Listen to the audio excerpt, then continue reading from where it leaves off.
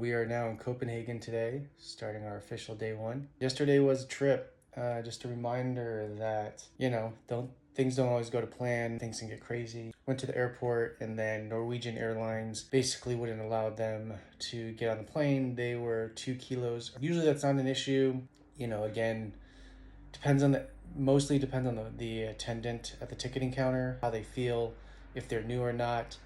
Because the other one that I went to, or the other airline I booked eventually, Scandinavian Airlines, was just like super easy.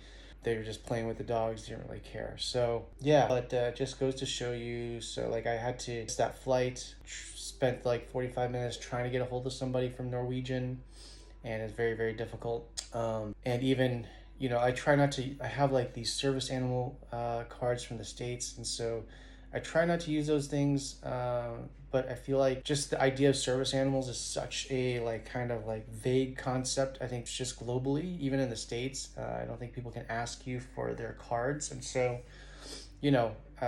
I try not to take advantage of that, but I think that's probably the easiest way to travel with dogs, is to leverage that, play that card. Scandinavian Airlines actually allows for 2 service animals in the cabin in a single carrier. You just got to call them and do that, which is basically what I did. Booked a same day flight 5 hours later, and then called in and then told them that I have 2 service animals, and is super easy. So for the rest of my Central Europe endeavors, I probably will use Scandinavian Airlines just because of how easy it is.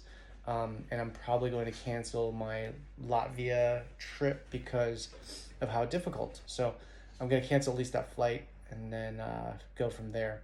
And then separate topic, and I'll post in a separate video, is just the idea of how to navigate a extended visa.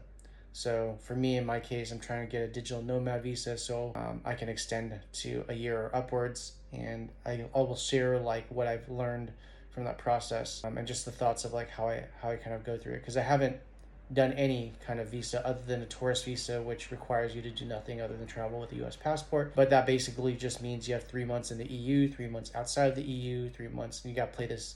They call it the Schengen shuffle. So yeah, I'm trying to avoid that.